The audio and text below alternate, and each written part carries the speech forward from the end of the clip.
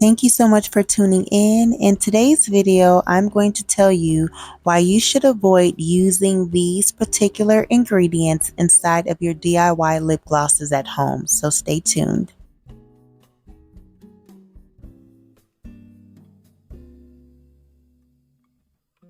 I'm doing some trial and error as far as like creating different consistencies for my lip gloss bases to find the best ingredients to create a lip gloss base. And so in the process, I also wanted to do like a quick talk about what not to use to create a lip gloss base. So I have seen this before where aloe vera gel has been used to create or try to create a lip gloss base. And I'm sure that there are people out there who will see this and think that is a great idea simply because aloe vera does have a gel-like consistency like lip gloss. But this is not a proper ingredient to use to create lip gloss. Because if you decide to use aloe vera gel, and for instance, people love to use their moisturizing ingredients like their castor oils, their grapeseed oils, their coconut oils. Aloe vera is a water-soluble ingredient. So that means it's going to be insoluble inside of the oils. This is not going to create a lip gloss base.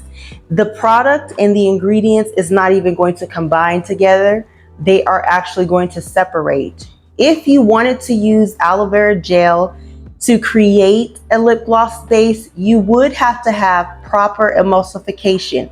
That means you cannot use beeswax. You cannot use vegan-based waxes. You do need an emulsifying wax to be able to combine an ingredient that has water and an ingredient that has oil together. This is why formulating and learning how to formulate skincare ingredients is very important. You must know what type of ingredients that you are working with. And this is not to knock anybody's DIYs or trial and errors, but this is important information that people who want to create their own lip gloss bases need to know. So aloe vera is a water-based ingredient. It will tell you this on the back if you read it. Aloe vera, it's 99%. It has xanthan gum inside of it, citric acid, vitamin C, which could either be water or, of course, it's water soluble because that's why it's inside of here. So it's water soluble vitamin C. And this is just not going to properly emulsify inside of oils. It has a good consistency. It seems like a lip gloss consistency, but this is not proper ingredient to use for a lip gloss base. And another one that is not proper to use, and it's not to say that these ingredients are bad. The ingredients are great. I have this because I make skincare products. I use this for creams, lotions, things that are going to be emulsifying oil and water together. So that's why I use this. The vegetable glycerin. Glycerin, again, it has a lip gloss consistency to it. It looks like it would be a very great product to use inside of a lip gloss base. But again, vegetable glycerin is a water-soluble ingredient. It's not going to properly dissolve inside of oil. It's just not going to happen. You would need to properly emulsify this. And then again, I'm not even sure if just emulsifying glycerin and oil together, how the consistency would turn out. You could either use a wax to emulsify it together, or you can use like your polysorbate 20s and polysorbate 80s. More than likely a polysorbate 20, because if you're going to use like a thinner oil, that's the kind of emulsifying agent that you want to use, a liquid one. But then you have your emulsifying waxes, and there's just tons of emulsifying waxes. Those are going to be able to keep the product, the water soluble and the oil soluble ingredients from separating. Again, you cannot use beeswax. You cannot use plant-based waxes. because those are not going to be standalone emulsifying ingredients. Those are going to be ingredients that you can use in combination with an emulsifying wax so that your ingredients won't separate, but it's just not going to be able to hold up alone.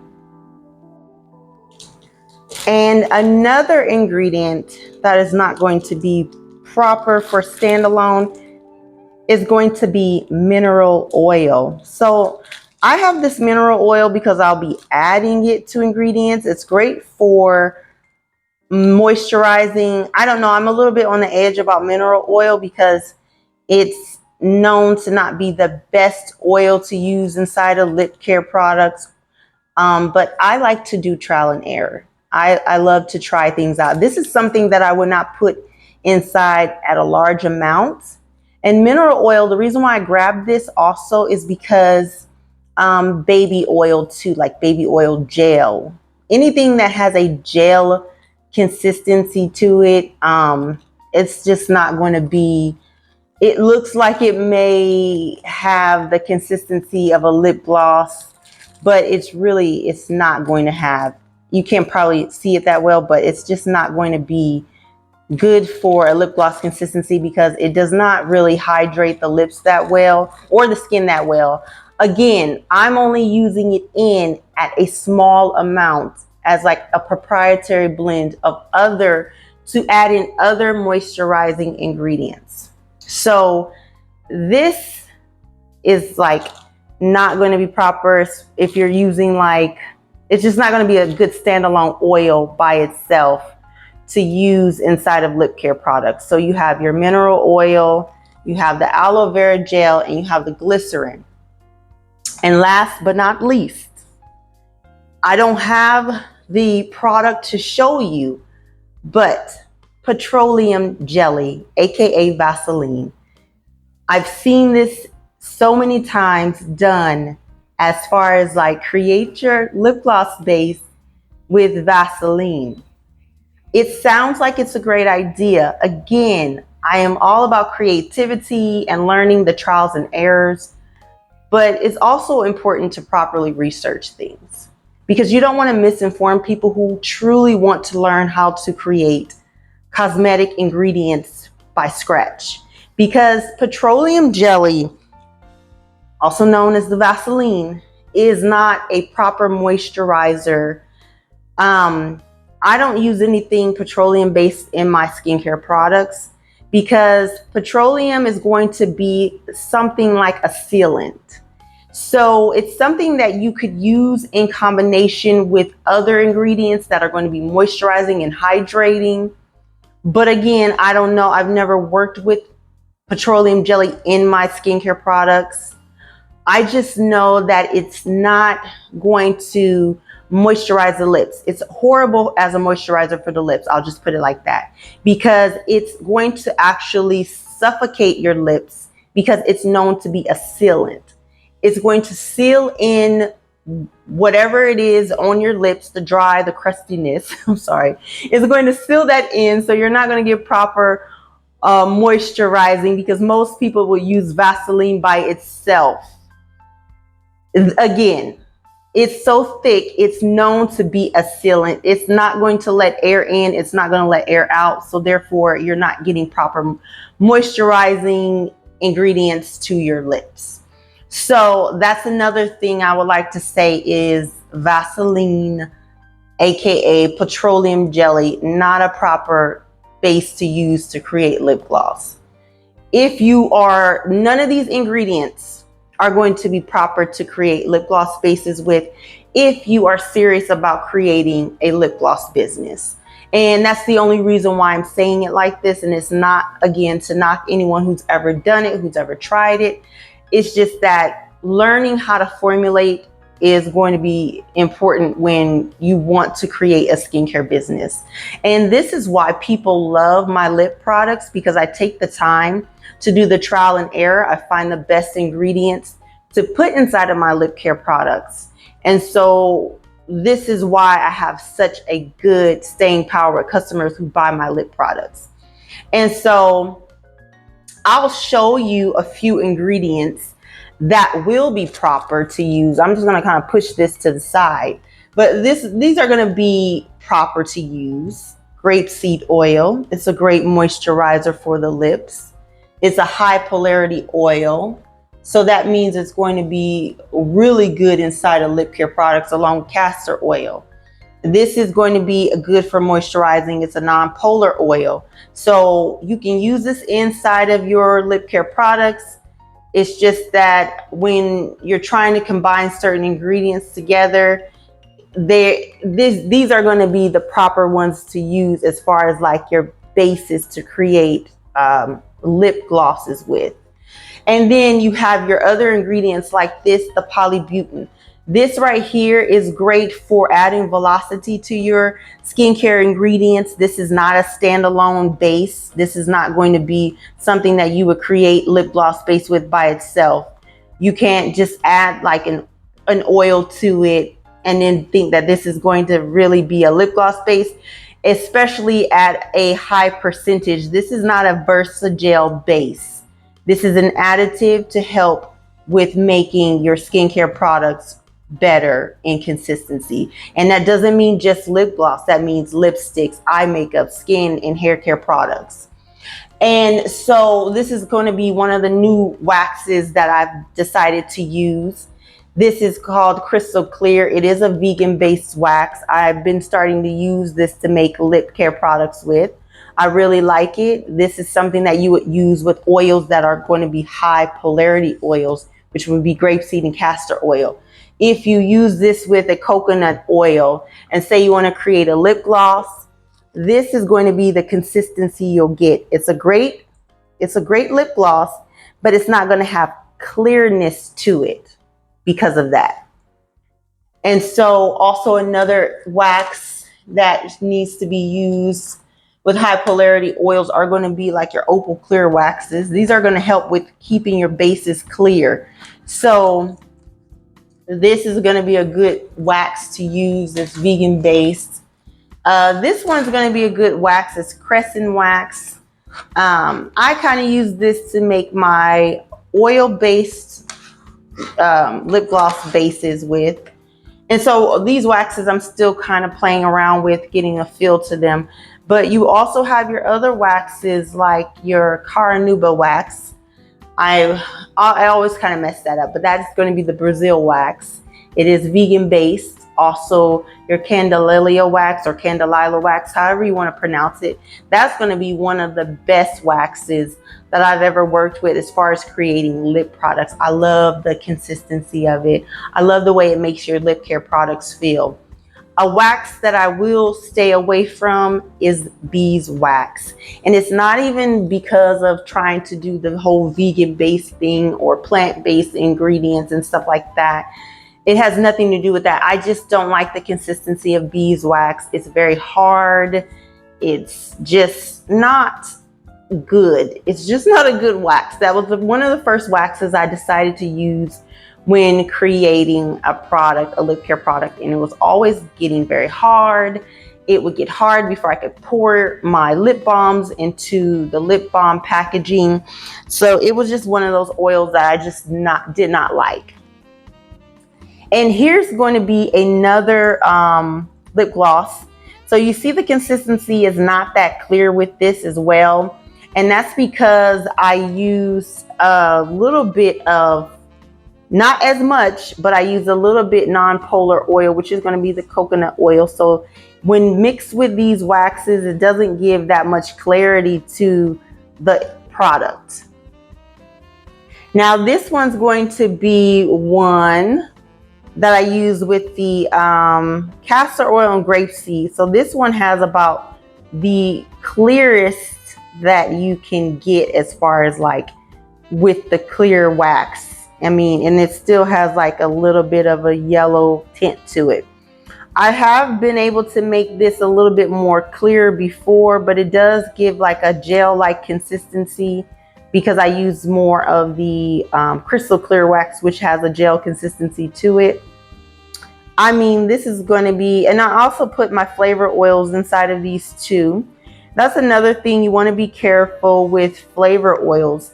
You want to make sure your flavor oils are not going to have water inside of them too, because that can mess up the consistency of your products. And the ones I used did not have water inside of them. It's just that the castor oil and the grapeseed oil are going to be a bit more yellowish in color. So this is going to be a base a lip gloss that I had created, the first one I showed you. So this does have polybutene inside of it. It has coconut oil. It has the castor oil inside of it, plus my 2 waxes. As you can see, it's not that clear, but it has a great consistency for a lip gloss base. The next one is going to be the one that I did where I kind of took more of the coconut oil out of it, and it still has a pretty good clear consistency to it. But then again, it's not as clear as I want it. And that's going to be this one right here. Because of the non-polar oil, which is the coconut oil. So I'm going to go back and show you this one right here. So it's this is the first one that has like that really thick consistency base of lip gloss. It's still pretty clear, but this would be it would be really great if you're adding like colorants to it. If you're adding colorants to this, I definitely would say it does not matter if you're going to be adding a colorant to it. If you are wanting to keep it clear, then I would definitely try to work on like the portion of how you do the oil and waxes and stuff like that. And this one's going to have more of a gel consistency, similar to like your Versagel, but it's not as like runny. It's not as runny as Versagel. I've never used Versagel before, but just based off of seeing how it's poured and stuff into the thing, it has a bit more runniness. This is more of the gel, and that's because I use more of the crystal clear wax, and that's the one with the gel consistency to it. And I feel like the lighting has this one looking a little bit darker than what it is, so I'll do another video showing you what where there's a bit more better lighting of the clarity of it, because it is not as yellow as it looks on film. But it does have more of a gel consistency to it. I am still like working, so I like this because I would love to make this. Is going to be considered a gel oil, the way the wax created it, and that's what I like about that one. I'm still going to be playing around with the oil and wax portion in order to create a lip gloss. So I'm going to go back over this again with you guys. These are going to be products that you want to stay away from if you want to be able to create and master creating your own lip gloss bases. Mineral oil alone, or even at all. I probably won't even actually use this in lip gloss. I have tons of other things I could use it in. As far as like skincare goes, definitely wouldn't even use this in a face product. I would not use mineral oil on a face product. And then the aloe vera gel, has the name gel. It says gel, but that doesn't mean lip gloss gel. It does not have a good lip gloss consistency. I mean, it has a lip gloss consistency, but it's not going to be great for lip gloss. It's a water soluble product, so it's insoluble in oils without proper emulsification. And also is your glycerins. This is going to be insoluble in oil when you decide to pour your oils inside of this. I just want to save people the headache in the trial and error of trying to do this, because it's not going to work. You need to be able to emulsify this together with proper wax. And beeswax, none of the waxes, the ones I mentioned earlier, none of these are vegan based waxes, but they're not going to be proper standalone waxes to make your oils and waters stick together. These are going to be proper ingredients that you want to stick with. Grapeseed oil, castor oil. These are not the only ones, but these are the ones right here that I am showing you. I talk about a lot of stuff in my DIY guide too. I want to mention that it's a 60-page guide. I talk about the proper oils, the proper butters, other ingredients to use, all the different vegan-based waxes. So I don't talk about beeswax.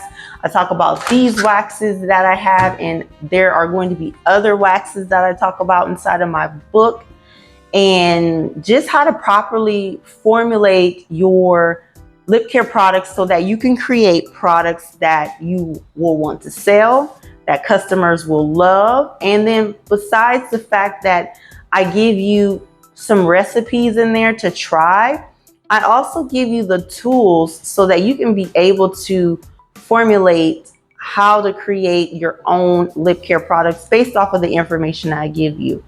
This is why I love making lip products, and I've been making them for so long, and I love to do the trial and error simply because that's the only way you're going to get good at it. And that's why I was like, let me go ahead and revise my DIY book. I did it in 2020. At the time, it was only 15 pages. Fast forward this year, the beginning of this year, I said, I want to revise my lip care guide just based off of what I've seen and information I've seen given out.